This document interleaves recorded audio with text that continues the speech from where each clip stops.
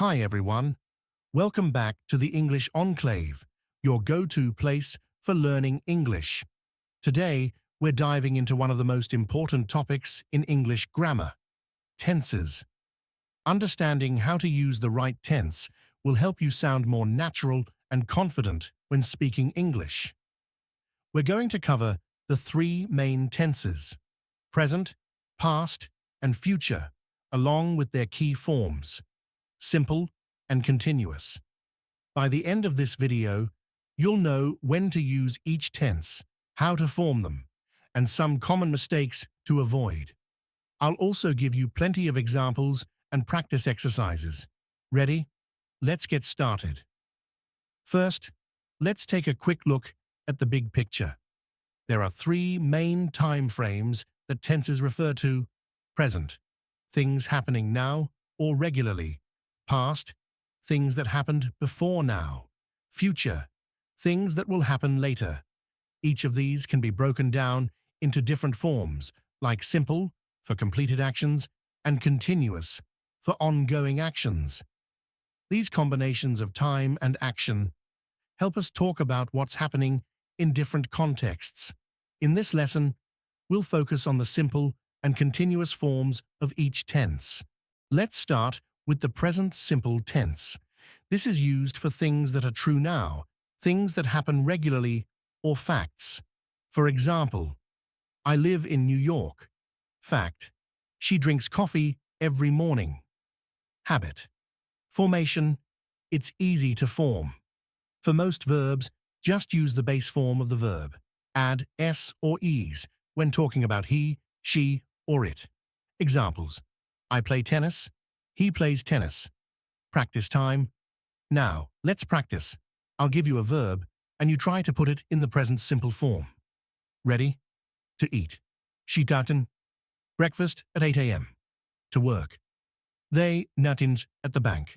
To live. We natin in California. Answers: she eats breakfast at 8 a.m. They work at the bank. We live in California. Got those right? Great. Present continuous. Host. Now, let's talk about the present continuous tense. We use this tense for actions that are happening right now or around this moment.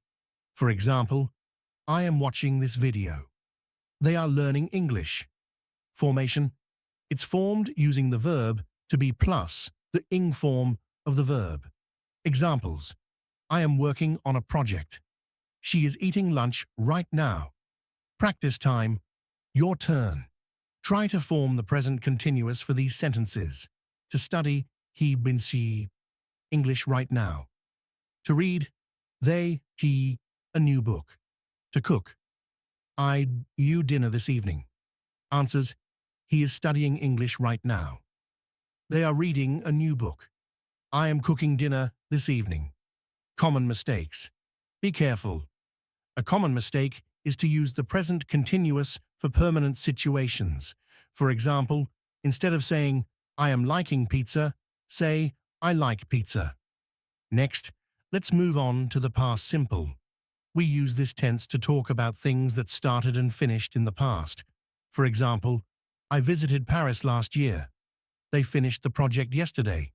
Formation. For regular verbs, just add ed to the base form.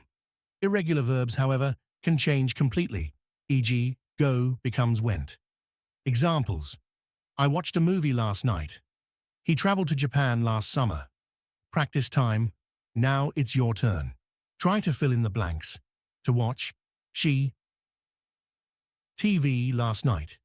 To visit, they, their grandparents last weekend. To go, we to the park yesterday. Answers: she watched TV last night. They visited their grandparents last weekend. We went to the park yesterday. Past continuous. Host. Now, let's talk about the past continuous.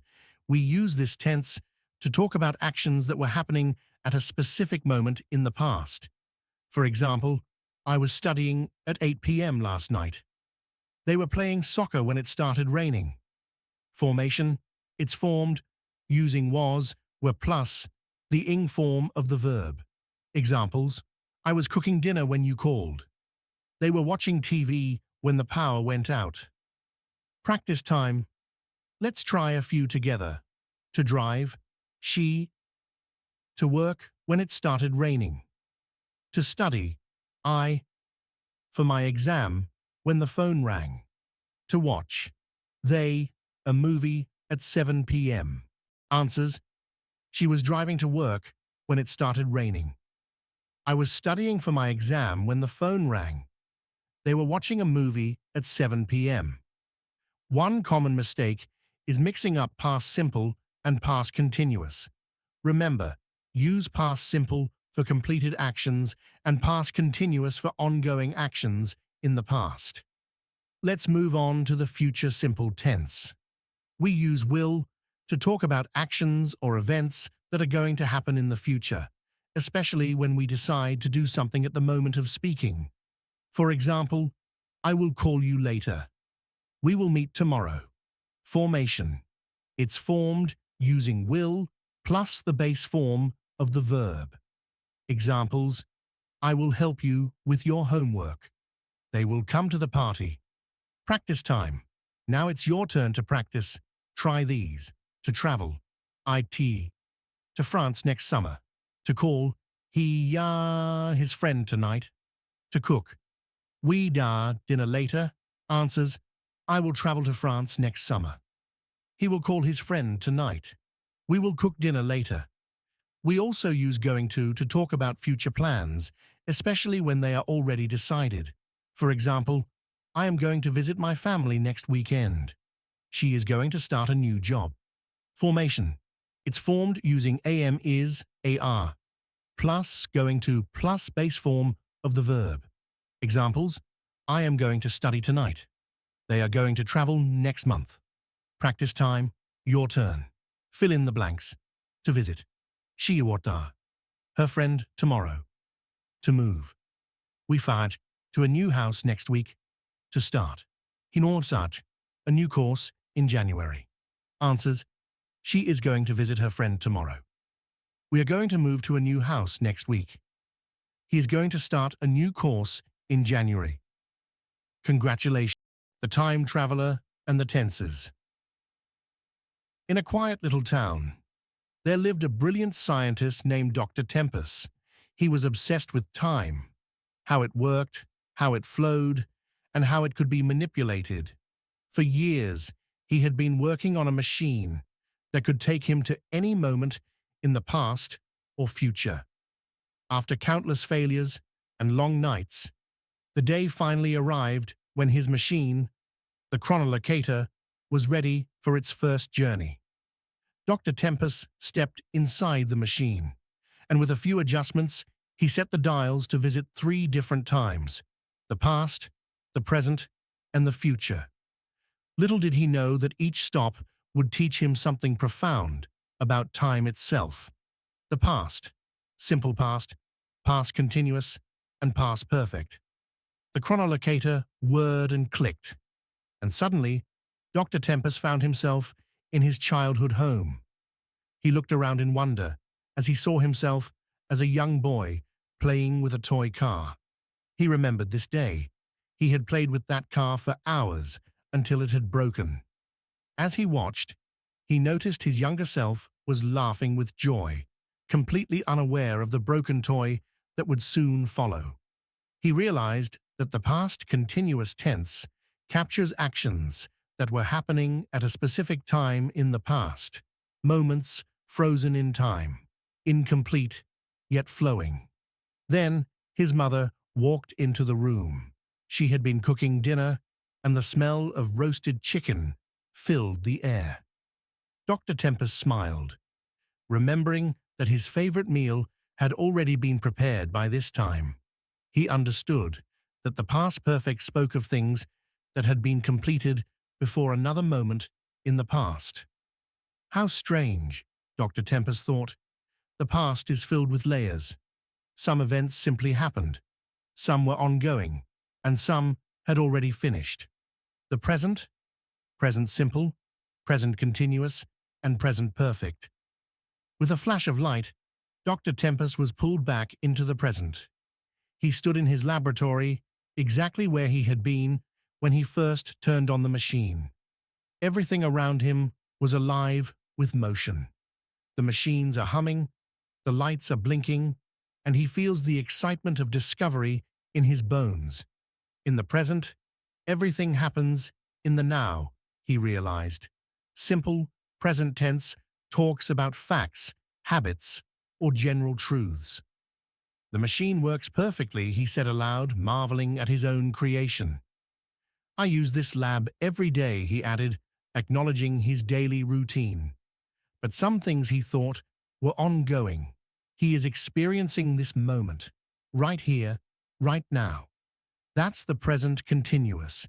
It's for things that are happening right at this moment. Then he remembered, I have worked on this machine for years. That's the present perfect. It captures something that started in the past and continues into the present moment. The weight of all those years of effort have led to this very point. The present, Dr. Tempest mused, is constantly shifting. It's a delicate balance between what is happening now and everything that has come before. The future. Simple future, future continuous, and future perfect. The chronolocator whirred once more, and Dr. Tempest will find himself in the future. He stepped out into a world of gleaming buildings and flying cars. Everything will be different here, he thought. In the simple future, he could talk about things that will happen later. I will see amazing things, he whispered in awe. As he walked through the futuristic city, he noticed construction workers. They will be building a new skyscraper soon. The future continuous told him about actions that would be happening at some point in the future. Then, he noticed a plaque on the ground. This building will have been completed by 2050. Ah, the future perfect. An event that will have been finished before a specific point in the future. The building wasn't done yet, but it would be in a few years. The future, he realized, is full of possibility. Some things will happen, some will be happening, and some will have already happened by the time we get there. The lesson of time. Dr. Tempest returned to his lab, a changed man. He now understood that time was not just a river flowing in one direction. It was a complex weave of moments, some past, some present, and some future, each with its own unique form of existence. The tenses we use, he thought, are our way of navigating this complex web, giving meaning to what has been, what is, and what will be. As he looked at his chronolocator, he smiled. I have traveled through time, he said softly, and I will travel again. But for now, I am content. With that, Doctor. Tempest turned off the machine and walked out of his lab, knowing that time, in all its tenses, was always with him. The mysterious letter and the tenses one. Quiet afternoon, Maya sat by her window, watching the rain fall gently outside. She had always loved the rain, the way it made everything seem peaceful and slow. As she sipped her tea, she noticed something strange, a small, yellowed envelope lying on the windowsill. She didn't remember putting it there. Curious, she picked up the envelope. Her name was written on it in neat, old-fashioned handwriting, but there was no return address. Slowly, she opened it, revealing a letter inside. The paper was aged, the ink slightly faded, but the message was clear. The letter said, "Meet me at the old oak tree, just before sunset. There is something you need to know about your past, your present, and your future." The past. Maya's heart raced. Who could have sent this? And what did they mean by her past? She hadn't thought much about her childhood in years, but as she read the letter, memories came flooding back. She remembered spending summers in her grandparents' house, which was surrounded by fields and forests. The oak tree mentioned in the letter had been her favorite spot. As a child, she had often played there, imagining it as a portal to other worlds. She had spent hours beneath its branches, reading books, making up stories, and talking to the tree as if it were an old friend. But there were darker memories too. She recalled a day when she had heard her parents arguing near the tree. She hadn't known then what the argument was about, but something had changed after that day. Soon after, her family moved away, and she never saw the oak tree again. Maya realized that her past still held unanswered questions, things she hadn't fully understood as a child. The present. The rain had stopped, and the sun was beginning to peek through the clouds. Maya looked at the clock. It was still early afternoon. She was sitting in her cozy living room, but the letter was pulling her back to a place she hadn't visited in years. The thought of returning to that oak tree felt surreal, but she couldn't ignore the sense of urgency in the letter. She glanced outside again. The rain is clearing up, and the air is crisp and fresh, making it the perfect day for a walk. She decides to go to the tree, unsure of what she'll find, but certain that something important is happening now, in this moment. Grabbing her coat, she steps out of the house. As she walks through the familiar streets, her mind races. Who could have written the letter? And why now, after all these years? She has no answers yet, but the present feels alive with possibilities. The future Maya reaches the edge of town, where the old oak tree still stands, just as it had in her memories. The branches are swaying gently in the wind, and the setting sun casts a warm glow over everything. She hesitates for a moment, wondering what will happen next. She will soon find out the reason for the letter, but her thoughts drift to the future. What will she learn here? Will it change the course of her life? The future feels uncertain, but Maya knows that this meeting will shape what is to come. As she approaches the tree, she notices a figure standing beneath its wide, ancient branches. It's an old woman, someone Maya doesn't recognize, but there's something familiar about her presence. The woman smiles kindly and gestures for Maya to come closer. "I'm glad you came," the woman says softly. "There are things you need to know." Maya listens as the woman begins to speak about her family's past, about choices that had been made before she was even born.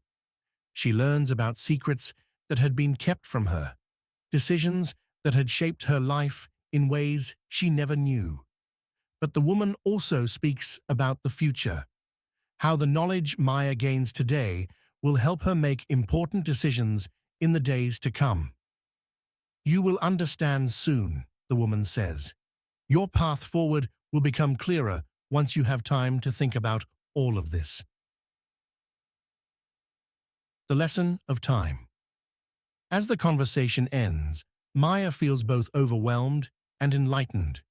The oak tree, the past, the present, and the future, they all seem to be connected in ways she hadn't realized before. She knows that what she has learned today will stay with her, guiding her in the days and years ahead. Walking back home, Maya reflects on how time works. The past has shaped her, the present is happening around her, and the future will unfold with the choices she makes. The letter, the oak tree, and the old woman, these moments, these tenses, are all threads in the fabric of her life, each one important in its own way. As she reaches her door, she smiles. Time, she thinks, is not just something that passes. It's something we live through, in all its forms. And now, thanks to the mysterious letter, she will face her future with a deeper understanding of the past and a stronger sense of the present. The Timekeeper's Gift. In the heart of the bustling city of Kronos, there was a peculiar little shop called the Timekeeper's Emporium. It wasn't like any ordinary store. People said the shop could do extraordinary things with time. Some whispered that the owner, an old man named Mr. Horace, had the power to help people relive their past, slow down their present, or even glimpse their future. Few dared to enter, but one day, a young woman named Lila, overwhelmed by her busy life, decided to visit the shop. She had been feeling lost, torn between memories of what once was, the chaos of her current life, and the uncertainty of what lay ahead. The past. As Lila stepped inside the shop, a soft bell rang, and the smell of old wood and aged books filled the air. The shelves were filled with all sorts of strange objects, ancient clocks, hourglasses, and even bottles labeled with years. Mr. Horace, a tall man with silver hair and a warm smile, greeted her. "What brings you here today?" he asked, his voice gentle but filled with wisdom. "I'm not sure," Lila said, looking around the shop. "I've been feeling stuck. There are things from my past I can't let go of, things I regret. I keep thinking about what I could have done differently." Mr. Horace nodded. "Ah, the weight of the past," he said softly. "Would you like to see it?" Before Lila could answer, he led her to a large mirror, framed in dark oak. "This is the mirror of memory," he said. "It shows you moments from your past." Lila hesitated, then nodded. The mirror began to glow, and slowly, scenes from her life appeared. She saw herself as a child, running through fields, laughing without a care in the world. Then, the image changed to her teenage years, where she had made mistakes, spoken harsh words to people she loved, and taken paths she later regretted. "I wish I hadn't said those things," she whispered, watching the reflection. "If I could go back, I would change so much." Mr. Horace smiled kindly. "The past is a teacher, Lila, not a prison. You can't change it, but you can learn from it. The past perfect," he said, "is filled with events that had happened before something else in our lives. It has shaped who you are, but it doesn't have to define your future." The present. After the mirror dimmed, Mr. Horace took Lila to the center of the shop, where a large hourglass stood. The sand inside was falling slowly, almost as if time itself was stretching. "This is the hourglass of now," he explained. "It shows you how your present moments are unfolding." Lila watched as the grains of sand fell. She realized that the present was constantly moving, yet she often felt as though she were standing still. "I'm always thinking about what I should be doing. What's next? And I feel like I'm missing everything happening around me," she said. Mr. Horace nodded. "The present can be slippery, always moving forward, but it's the only time you truly control. What are you doing with it now?"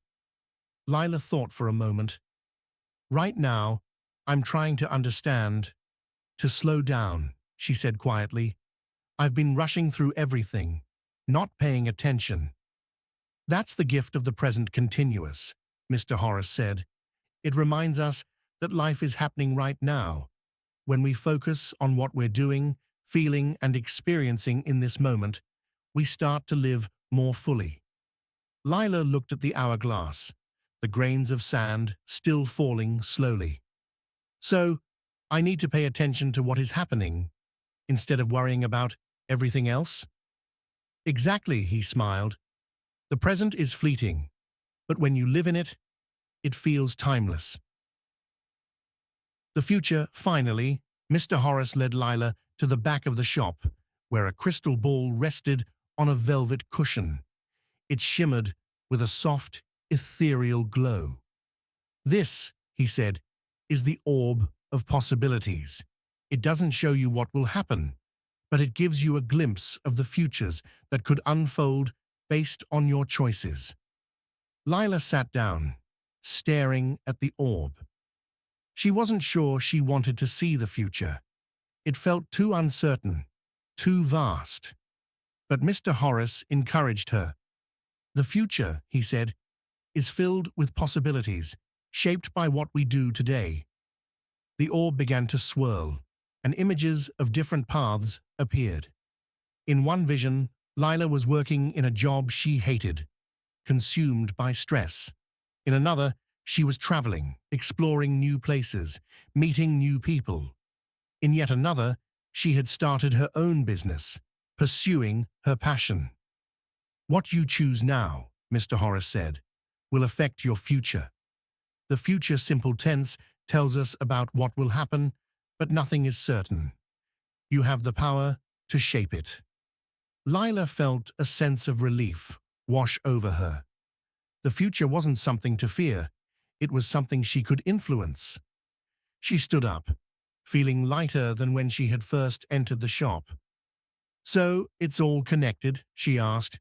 The past, the present, and the future. Mr. Horace smiled warmly. Yes, my dear. The past has taught you, the present is happening, and the future will unfold based on what you choose now. But remember, the most important time is always now. The journey ahead. Lila thanked Mr. Horace and left the shop, stepping back into the bustling city. But something had changed. She no longer felt overwhelmed by her past or anxious about her future. She knew that while she couldn't change what had happened, she could learn from it. And while the future was uncertain, she could shape it with the choices she made in the present. As she walked home, Lila took a deep breath and smiled. For the first time in a long while, she felt at peace with time. Not as something that trapped her, but as something that flowed through her, guiding her forward. And from that day on, she lived fully in the moment, knowing that time was her greatest gift. You've just completed a deep dive into English tenses. Today, we covered the present simple and present continuous, past simple and past continuous, and the future simple, along with future plans. Remember to keep practicing, especially with the examples we worked through today. The more you use these tenses, the more natural they'll become in your everyday conversations. If you found this video helpful, don't forget to hit the like button and subscribe to channel name for more lessons like this. Feel free to drop any questions or requests for future videos in the comments below. Keep practicing, and I'll see you in the next lesson. Bye.